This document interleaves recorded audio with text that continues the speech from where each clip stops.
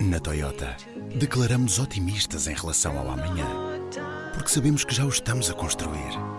São projetos como um Toyota uma árvore, que já plantou mais de 200 mil árvores em florestas portuguesas, ou a iniciativa Um Toyota uma Missão, que apoia instituições de solidariedade social que nos mantêm em movimento para chegarmos onde queremos, mais além.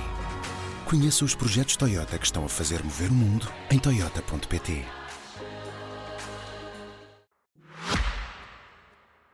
Bom, chegamos à altura dos livros. Eu trago desta vez um livro, diria, oportuno, na semana em que se completam 4 anos da agressão russa à Ucrânia. O autor, Carlo Massala, é professor de Políticas Internacionais em Munique e diretor do Centro de Estudos e Segurança da Universidade das Forças Armadas Alemãs, ou seja, dedica-se ao estudo de cenários possíveis no contexto internacional.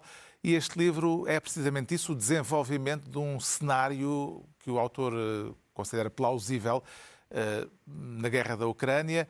O título explica-o de imediato, o livro chama-se Se a Rússia Vencer. O pressuposto é o de um suposto acordo de paz que se revela, na verdade, uma capitulação ucraniana. A Ucrânia cede 20% do seu território e é obrigada a uma declaração de neutralidade. É nesse cenário que se desenvolvem as ambições imperiais da Rússia, considerando-se vencedor da guerra, e o autor imagina uma sequência de acontecimentos funestos a partir daí, a começar por uma invasão russa da Estónia em 2028 e uma progressiva expansão da ameaça militar do Kremlin. O tom é ficcional, mas o autor garante, diz ele sem querer profetizar, que este livro não é mera ficção. Qualquer esperança, escreve Carlo Massala no epílogo da obra, qualquer esperança de que a Rússia venha a ser demasiado fraca no futuro para atacar outros Estados ou de que as ambições imperiais russas se limitem a partes da Ucrânia é pura ilusão. Se a Rússia Vencer, de Carlo Massala, edição Penguin. O João Miguel Tavares volta à banda desenhada. Sim, este livro ganhou o prémio de melhor álbum no Festival de Angoulême do ano passado e chama-se Duas Raparigas Nuas, é o nome de um quadro de um pintor expressionista. Não é na Ilha do Epstein? Não é. Bem pelo contrário.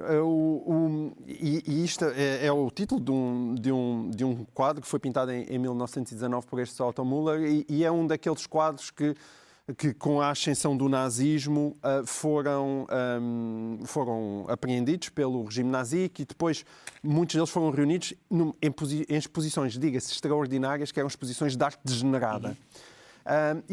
Este livro... Extraordinárias pelos quadros, não pela intenção. Extraordinárias pela qualidade dos quadros e não pela intenção, sim. E portanto, o Luz, o autor, é um dos sobreviventes do Charlie Hebdo. Ele é daqueles que teve a sorte de se atrasar e sobreviveu naquele dia. Aliás, os autores de Charlie Hebdo já têm feito livros extraordinários de BD depois disso. Chama-se Catherine Maurice, também tem um livro incrível chamado A Leveza, não está publicado em Portugal, mas bem devia, mas esse diretamente sobre a questão dos atentados de Charlie Hebdo.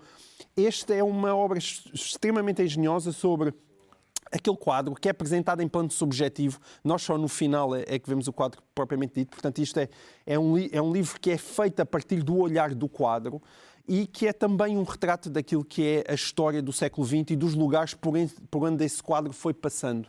E é uma obra muito engenhosa e que eu recomendo com muito entusiasmo. O Pedro Mexia traz um autor também muito engenhoso, Georges Perec. O Georges Perec é um autor conhecido essencialmente por o seu lado lúdico de exercícios de estilo. Tem, por exemplo, um romance inteiro em que não aparece a letra E, que é a vogal mais usada em francês. Depois o romance a seguir, a única vogal que tem é a letra E.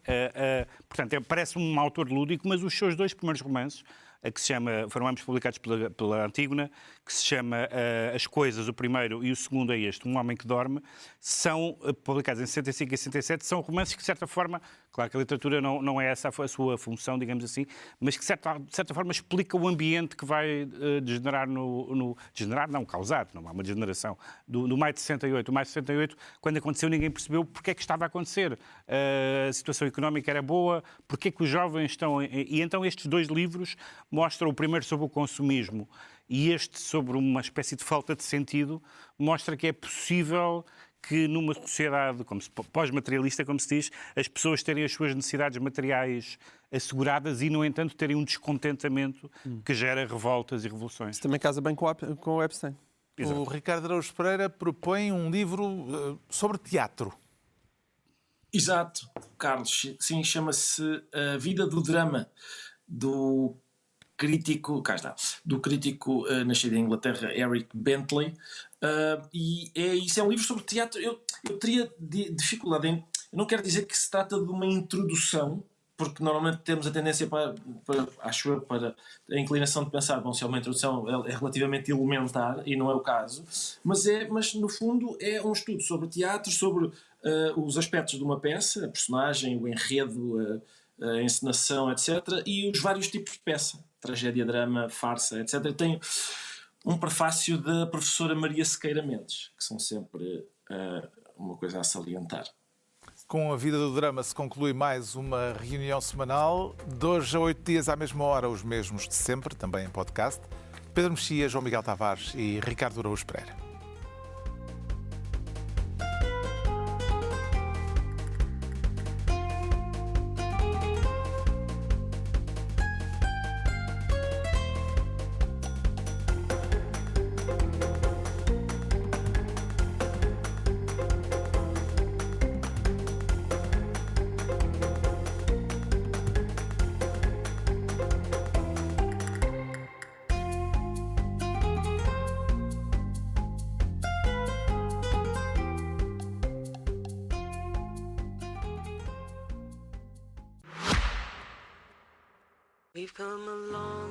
Na Toyota, declaramos otimistas em relação ao amanhã, porque sabemos que já o estamos a construir.